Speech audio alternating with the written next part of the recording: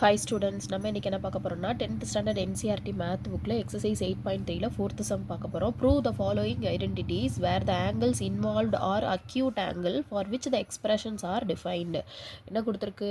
கொசீக்கன் theta minus cot theta the whole square is equal to 1 minus cot theta plus 1 plus cos theta அப்படின்னு சொல்லி இதை prove பண்ண சொல்லியிருக்கு. நம்ம ஃபஸ்ட்டு வந்து லெஃப்ட் ஹேண்ட் சைடு எடுத்து டெரைவ் பண்ணிகிட்டே வருவோம், ரைட் ஹேண்ட் சைடு ஆன்சர் கிடச்சிடும். இந்த சம்ஸை வந்து எனக்கு ட்ரிக்னாமெட்ரி வந்து ரொம்ப ரொம்ப பிடிச்ச டாப்பிக்கு.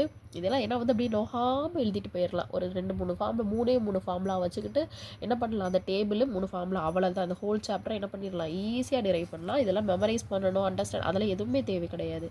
பாப்போமா, ஃபஸ்ட் என்ன இருக்குது சொல்யூஷனில்? என்ன இருக்குது? கொசீக்கன் தீட்டா இருக்கா? கொசீக்கன் theta minus cot theta the whole ஸ்கொயர்னு இருக்குது.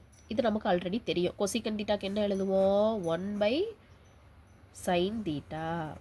அதே மாதிரி காட் தீட்டாக்கு என்ன எழுதணும்? காட் வந்து டேனோட ரெசிப்ரோக்கலாக இருக்கும். டேனு வந்து என்ன வரும்? Sin by cos. Sin by காசை ரெசிப்ரோக்கல் பண்ணால் என்ன வரும்? Cos by sin theta. இந்த ஹோல் ஸ்கொயர் இருக்காங்க, அதனால ஹோல் ஸ்கொயர் போட்டுட்டோம். கரெக்டாக? இப்போ ஹோல் ஸ்கொயர் இருக்குன்னா அது கீழே இங்கே பாருங்களேன், ரெண்டுலேயுமே சைன் தீட்டா இருக்குது. அப்போ எல்சிஎம் எடுத்துடலாமா? எல்சிஎம் எடுத்தால் என்ன வரும்? ஹோல் சைன் தீட்டா தான் வரும். மேலே 1 மைனஸ் காஸ் தீட்டான்னு வரும், ஹோல் ஸ்கொயராக வரும். இப்போ ஹோல் ஸ்கொயர்னால் அது ஸ்கொயர் என்ன பண்ணிடலாம்? ஸ்ப்ளிட் பண்ணிடலாமா? அப்போ என்ன வரும்? 1 மைனஸ் காஸ் தீட்டாக்கும் ஹோல் ஸ்கொயர் வரும், டிவைடட் பை கீழே சைனுக்கும் சைன் ஸ்கொயர் தீட்டான்னு வரும். ரெண்டு ஸ்கொயரை மேலேக்கு நியூமரேட்டர் டினாமினேட்டர் ரெண்டுக்குமே பிரித்து கொடுத்துட்டோம். இப்போ இன்னொரு ஐடென்டிட்டி இருக்குது நமக்கு, ஞாபகம் இருக்கா எல்லாருக்கும்? என்ன வரும்? Sin square theta plus cos square theta is equal to 1. நமக்கு தேவை சைன் ஸ்கொயர் தீட்டா மட்டும் தானே இங்கே இருக்குது கீழே டினாமினேட்டரில். அப்போ 1 மைனஸ் காஸ் ஸ்கொயர் தீட்டா இருக்கட்டும். கரெக்டாக இந்த இருக்குது.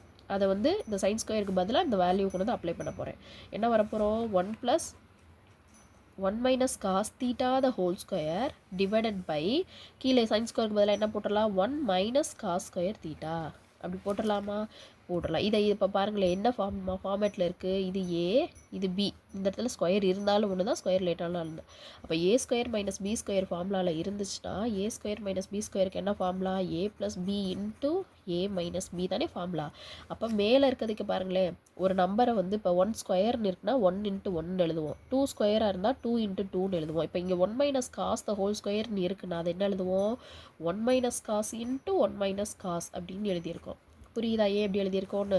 அடுத்து டிவைடட் பை போட்டுட்டு கீழே அந்த 1 மைனஸ் காஸ் ஸ்கொயர் தீட்டான்னு இருக்கு இல்லையா? 1 மைனஸ் காஸ் ஸ்கொயர் தீட்டாக்கு இப்போ தான் சொன்னேன் என்ன எழுதணும்? A plus B into A minus B. அப்போ என்ன வரும்? 1 plus cos theta into 1 minus cos theta. இப்போ ரெண்டில் எதை கேன்சல் பண்ணலாம்? ஒரு 1 மைனஸ் காஸ் தீட்டாவையும் ஒரு 1 மைனஸ் காஸ் தீட்டாவையும் கேன்சல் பண்ணோன்னா கீழே ஆன்சர் என்ன கிடைக்கும்? 1 minus cos theta divided by 1 plus cos theta. Hence proved.